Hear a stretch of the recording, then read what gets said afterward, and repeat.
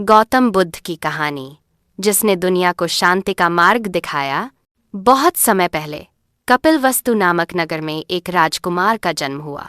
उनका नाम था सिद्धार्थ गौतम। राजा शुद्धोधन और रानी माया देवी के पुत्र सिद्धार्थ बचपन से ही अत्यंत दयालु और शांत स्वभाव के थे।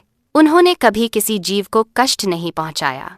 एक दिन जब वे बगीचे में टहल रहे थे, उन्होंने देखा एक बूढ़ा व्यक्ति, एक बीमार व्यक्ति और एक मृत शरीर।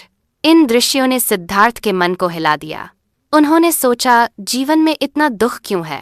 उन्होंने यह भी देखा कि एक साधु शांत भाव से ध्यान में बैठा है। उस क्षण उन्होंने निश्चय किया, मैं भी सत्य और शांति की खोज करूंगा।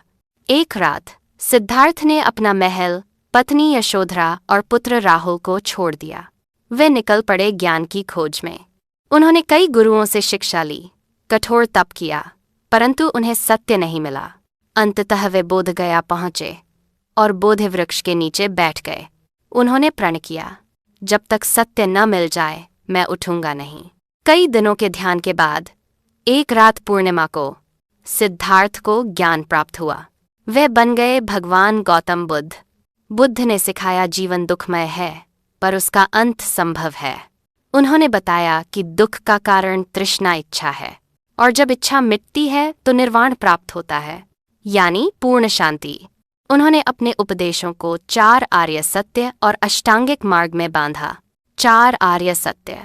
1 ही, जीवन दुखमय है, दुख का कारण तृष्णा है। 3, दुख का अंत संभव है।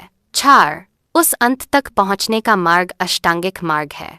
अष्टांगिक मार्ग: सम्यक दृष्टि, सम्यक संकल्प, सम्यक वाणी, सम्यक कर्म, सम्यक आजीविका, सम्यक प्रयास, सम्यक स्मृति और सम्यक समाधि। बुद्ध ने सिखाया कि न कोई ऊंच है न कोई नीच, सब समान है।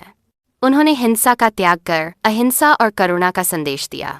धीरे धीरे उनके शिष्य बढ़ने लगे और बुद्ध का ज्ञान दूर दूर तक फैल गया। नेपाल, श्रीलंका, बर्मा, चीन, जापान और भारत के हर कोने में।